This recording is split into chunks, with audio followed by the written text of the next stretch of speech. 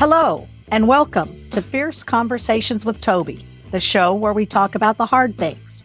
I'm Toby Dorr. In today's episode, we're going to dive into second chances. Our guest today is Gina Hanna, who founded Beauty for Ashes Ministry with her husband Derk in 2009. Their vision was to drastically reduce recidivism in prisons across the United States by providing a biblically based, Christ-centered program for prisoners and ex-offenders. Her vision for the ministry came from her own personal struggle with drug addiction, which led to her incarceration in 1998. Through Gina's journey to true freedom and healing, she discovered her life's mission and now uses her story to help and encourage.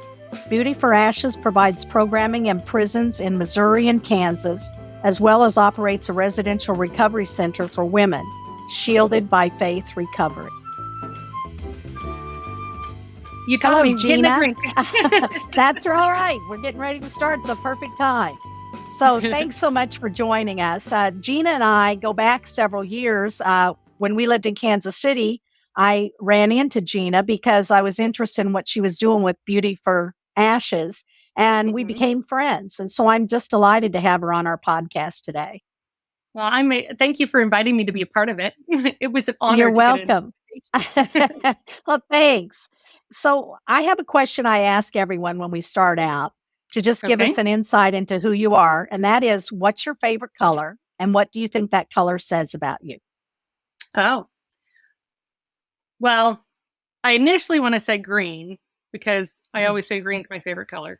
But when I was kind of thinking through, because kind of preparing for this, I realized, no, I say green, but I love red. And I love red because I like to wear red. And when I wear red, I feel like a powerful leader. And then I like that. I love purple because it's kind of like royalty. And I feel like, we're royalty as children of the king. Yes. And it's the color of recovery. So that's become one I'm attracted to. But I think when it comes to green, which I've always said all my life is my favorite color, I think that I like that it's like what I love is green grass. And to me, I think I love the new life. Like I love that there's a new growth in us, so to speak. So I love that too. So I think it's great. I have three favorites too, which are pink and orange and purple. So, and I like to use them together. And a lot of people think you can't use pink with orange. Oh, I love pink and orange. So I've seen your workbooks; they have those colors on it. Yes, they do. Yes, they do. So, can you tell us about a crossroads in your life that pushed you in a different direction? Yeah, I mean, I have definitely a specific one that would be the one is when I sold drugs to an undercover cop in 1996. So probably the crossroad was the moment that I thought, no one else has any. I can get them some. And that moment when we made that decision was the crossroad. Yes, it was. Yeah, I definitely ended up getting busted for that 2 years later and going to prison. So it changed my entire life. It certainly did. And boy, it pushed you in a new direction and it's a positive direction. So that particular crossroads definitely worked out. Yeah, it definitely, ultimately it did. It took me a while to get there, even after prison, but God hasn't wasted a decision I've made in my life since then. Or no, he hasn't. I think that's so true. I could say the same as well. I think when you follow the doors he opens in front of you, you can't lose. So that's right. It's a good motto. You don't know what's behind door number one. No, you have no idea. And sometimes it seems such a stupid idea, but it works. So I love it. Inspired. So you told me once that when you were in prison, you had a vision that you would be back in a way that helped others. So tell us about Beauty for Ashes. Yeah. It was, and actually, when the day I was sentenced, which because it was a first time in trouble, quarter bag of marijuana, I did not see that I was going to be going to prison that next week, that I was going to have to turn myself in. I really thought everyone else was getting 2 years probation. We thought that's what we'd get. But when they sentenced me to 4 months in prison, in that moment, I had such a peace. And I heard the Lord say, this is for a reason. And so I went to prison thinking, well, one, I've always loved the underdogs, and I've always liked to save people in my life. So they're going to be so glad they sent me there. I'm going to love everyone and save them, not save them for the Lord, but be their friend at least. Uh-huh. And so then I come out of prison and I end up back in my addiction. And so about 6 months into that, I had a conversation with the Lord going, really, what was the reason? Because nothing's changed. And so that night he gave me a vision. I could see a wing of the prison, and I didn't know what it was we were going to be doing, but I had this gut feeling inside me that whatever I would have to do to get set free from my addiction, I would go back and teach others. And that's the journey it's taken me on. I think that's just beautiful. And so how many women have completed your Beauty for Ashes program? The program in the prison, I was trying to think, I'd have to go into our database, and I can't remember the password to it right now. So I would say we've had over 500 women do a portion of the program if not completed it. So that's been since 2011. So we had the program in the prison from 2011 until COVID. And then they didn't have us come back after COVID, at least haven't yet. But yeah, COVID messed everything up. It did. The devil got some groove, but you know what? Yeah. He's not one of that. What percentage of those women that went to your program have stayed out of prison? Do you have a feel for how many? What number? So, we tracked recidivism. And so for women that completed at least 9 months or more, so our program was 12 months long. So if they got anywhere from 9 months on, the recidivism rate actually dropped to less than 20%. Oh, wow. That's excellent. We did see a lot of success. And the other part of it is we're part of their lives on their journey once they get out. So yes, I was going to say, you still have, you still have a community and a relationship with a lot of those women today, which I think is just a beautiful thing. Yeah. And a lot of the women that I featured in my Butterflies Unleashed book, I featured their true stories, and the majority of them came from Beauty for Ashes. So that's right. Their stories are just beautiful. Yeah. Yes, they loved it. And I talk to Indra quite often. So that's awesome. Yeah, she just graduated school. Yes, I know. So fun. She's doing really well. I'm pleased with that. So during my own journey, I found that women's prisons had less opportunities than the men's prisons. And the number of women being incarcerated is rising. Actually, it's rising at double the rate of men incarceration. And 80% of the women in jail are mothers, and most of them are single parents. So what needs to be done to stop this trend so that children don't lose their mothers during a critical part of their lives? I would say a couple-fold. I think to stop the trend, for sure, we have to offer stuff within the community. That's the direction that we went as a ministry after hearing from a judge saying, if you ministries would offer something in the community, I would send them there and not to prison. And we're like, okay, yeah, that's true. That's good. And so that's, and honestly, that was in a meeting. It was pretty phenomenal judge. He brought us all together. So he brought probation and parole and all the people that works for corrections on this side. And then he brought, brought in churches and ministries. And he said, okay, state, what are your problems? And he said, okay, church, how can you meet these needs? Because we need to be working. That's great. It was from that. So I think that would be a really big deal, is if we could find ways to treat without having to incarcerate, but with oversight from Department of Corrections. Yes. I do agree. Yeah. Because I think there's a lot of crimes that women get sent to prison for that really aren't crimes that society needs to be shielded from them for. That there's other ways. Yeah. Right. Or man related. And so, yes, men related. That's true. That was my man, because he loves me. Yes, that's right. Yeah. That's so true. So Shielded by Faith is your new ministry, which was born out of the need to do something for women outside of prison. And Chris and I, my husband, were fortunate enough to see your property when it was first acquired and then tour it again a year later when it was ready to open. Yeah. What a tremendous facility you put together. So tell us about Shielded by Faith. Shielded by Faith. So it is the exact same program that we offered in the prison. And like I said, from Judge Barry requesting do this, we sought the Lord. We'd always had a vision for it, but There had been different times God's timing wasn't right. And so this time it was. And so that's when we decided to move the program. It's a residential recovery center, so it's 12 months long at least. And then we are looking for women. They can come right in their addiction. They can show up at our doorstep needing to detox, and we bring them in and do that. But the Lord has provided everything for this program, and I mean in ways that are so much higher than ours that just he gets. And the women don't have to pay to come into your program, correct? No, and in fact, which is the beauty of it, I think. Yeah, and that I would say the testimonies we're getting are women that said, "I've been trying to get help, but I couldn't afford any place." Yes. And really, the big moment is when they're walking around and they ask, "So how much does this cost?" And we say, "Nothing. The Lord has paid your bill for you." Right. Yeah. Like, I cannot believe. So it's pretty amazing. I mean, the place, I did make it beautiful, and it is beautiful. I'd live there. I mean, it's just beautiful. And yeah. So how many years has it been open? Has it been 2 years? We're just coming up on our 2-year anniversary. Yep. Yeah, I was thinking so.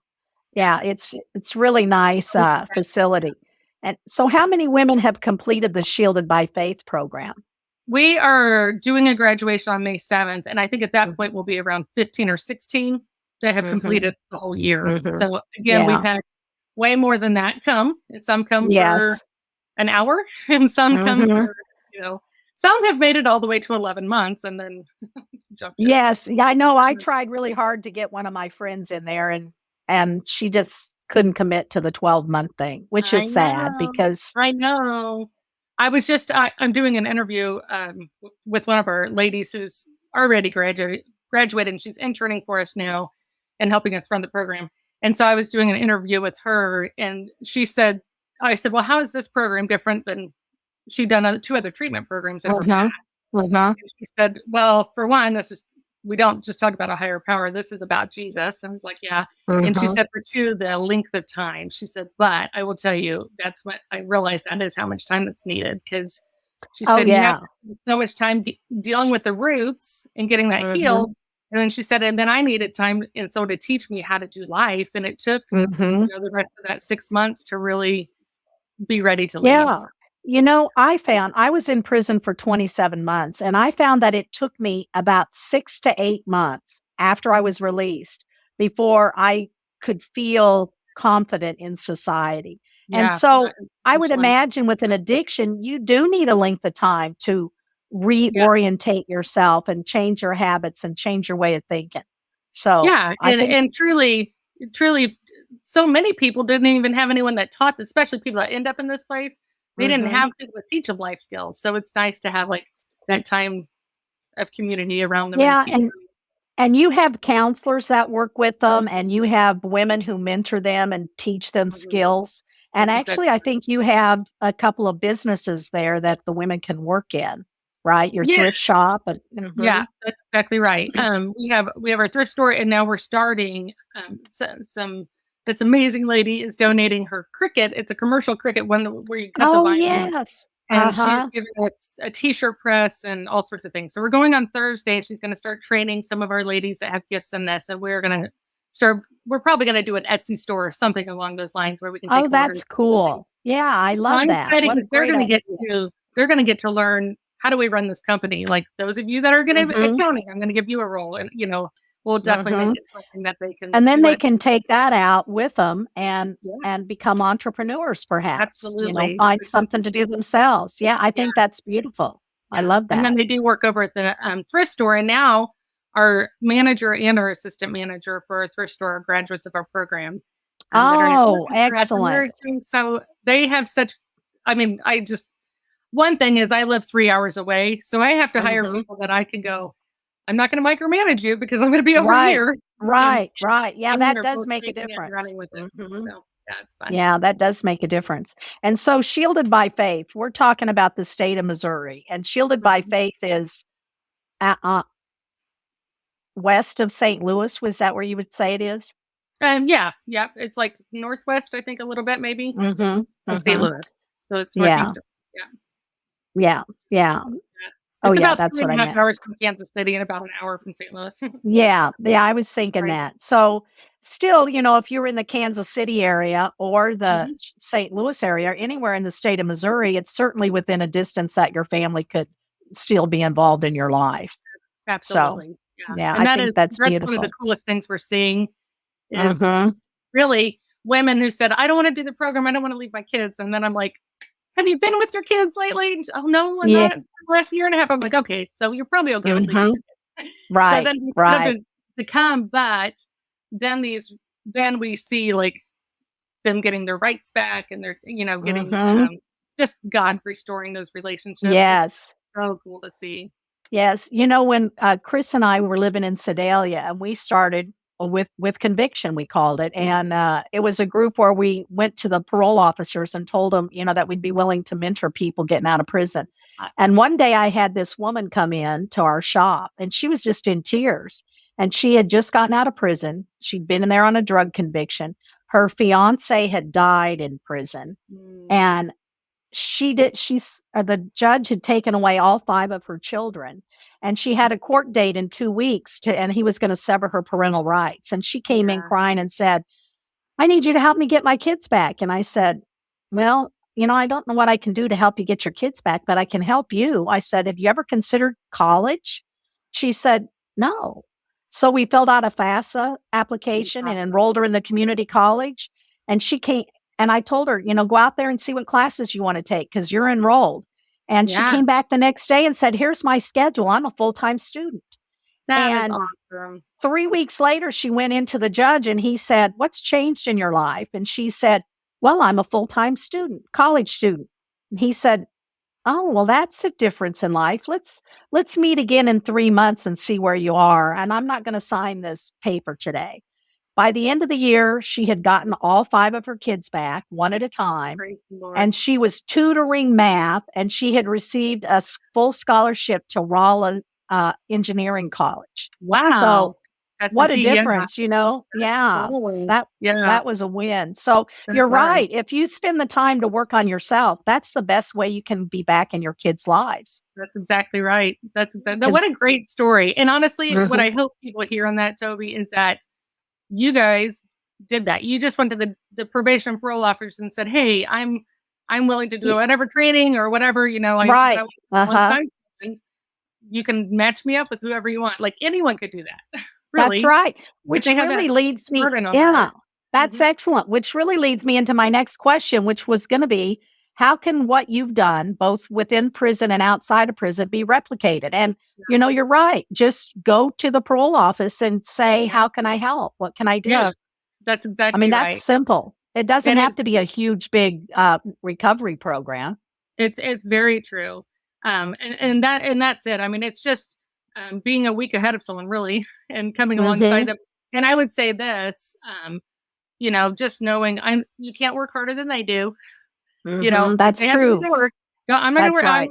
I'm not gonna work harder than you do. But if you work Mhm, harder, I'll be right there with you, and I'll just yeah, need you like pushing you and cheering you on. mhm, But so I think, understanding boundaries before you do that, yes, if you could just eh, replicate it.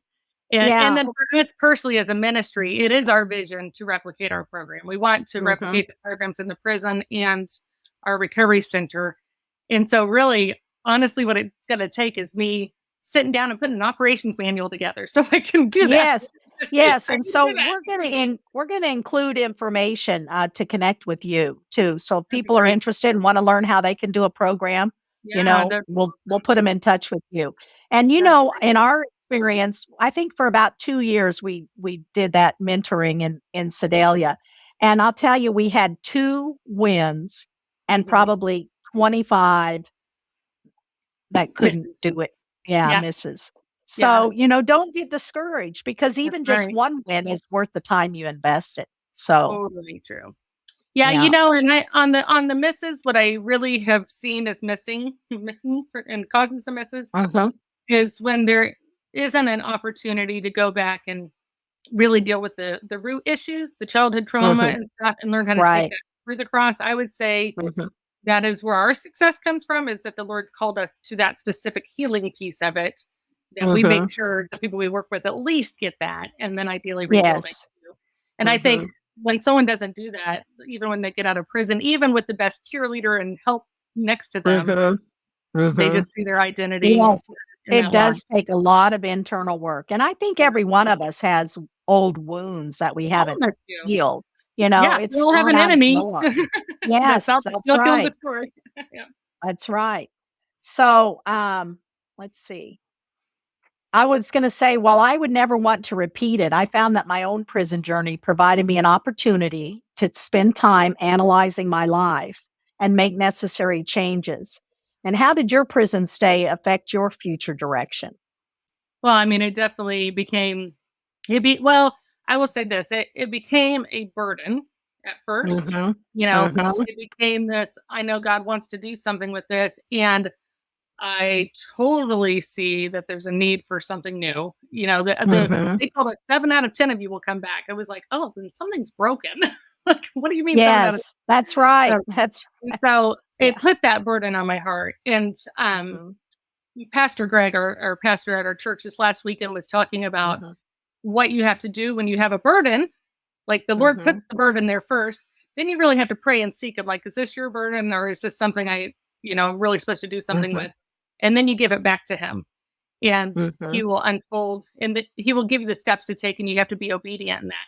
And that's our Mhm. call, right? That's our calling. So it changed my trajectory by giving me a calling that then the Lord had to prepare me for through my journey. Right. But then when the Mhm. time was right, I was prepared, and then I had exactly what I was supposed to do. I didn't even know all the big picture yet.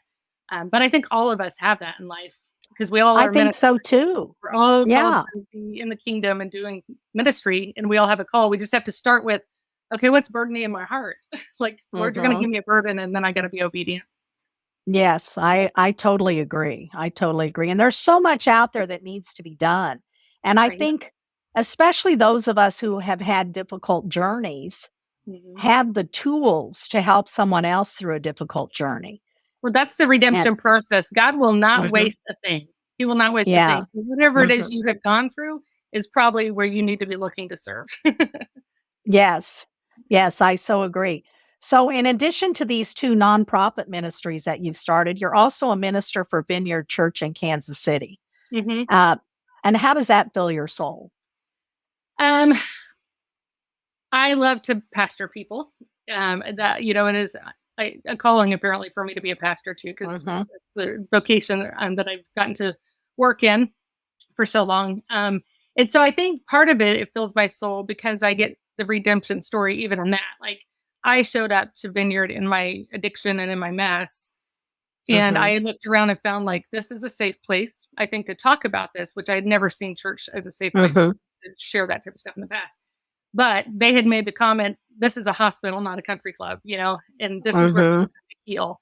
So I shared with my pastors at that time, "I'm struggling in an addiction. I'm getting high on my way here." And they're like, "Okay, just keep showing up. God will, it's a character issue, and he's gonna work on your character."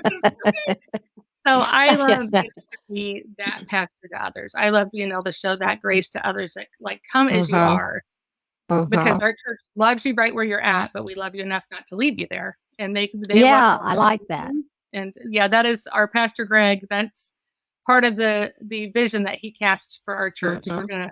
We're gonna fight for you to become everything God wants you to be, and we're gonna be I that think church that's and you beautiful. that do that. Mhm. I like that.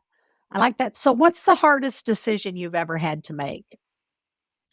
um, I was thinking about that question as I was preparing, and I Mhm. I feel like there have been um like hard decisions or big dreams, I guess, like big Mhm. dreams that I would go, I don't know how I'm supposed to get from here to there, but I know we're supposed to say yes. Like, I have a Mhm. faith, right? And so a lot of the decisions and the big steps of growth that we've made, I have said yes without even thinking about what I just said yes to. You know what I mean? Like, it gets to me every once Yes. in a while, I'm like, I feel Uh-huh. overwhelmed and inadequate. What did I just ask for this? So those haven't been hard ones because they just fly out of my mouth. And so, Mhm.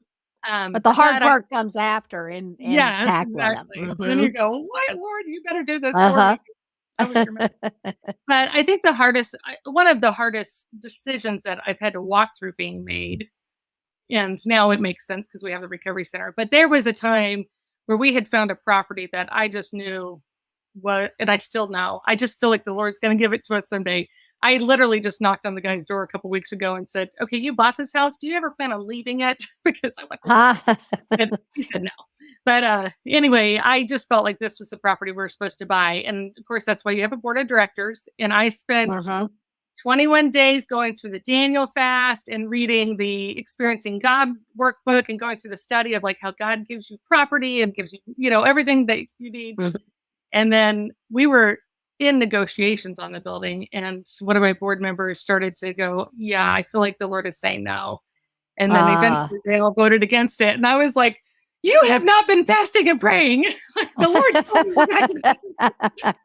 No, it was hard to submit to know that the Lord had a plan. And that's why you have a board, because I don't always have the best idea. And I find that even just two people, when you put two people together, it doesn't equal two. I think 1 + 1 equals something more like 11, because two minds together is exponentially powerful and brings in different ways to think. The body of Christ, right?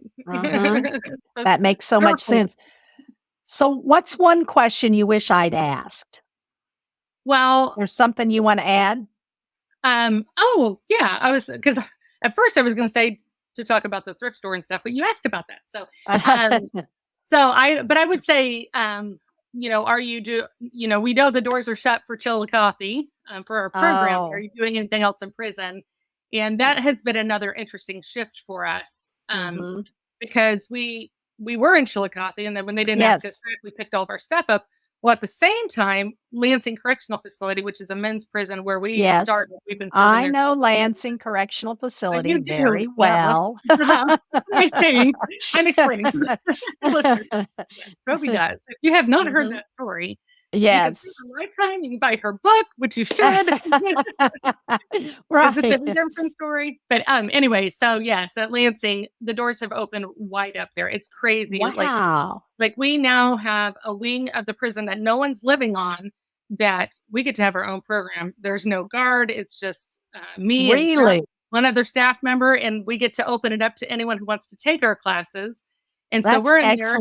They're taking Oaks of Righteousness.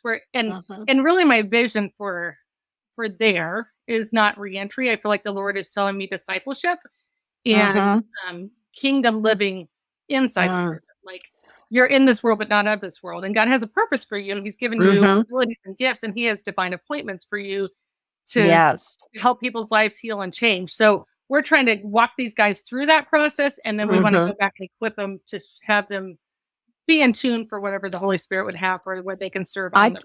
I think that's beautiful. What part of the prison is your program in?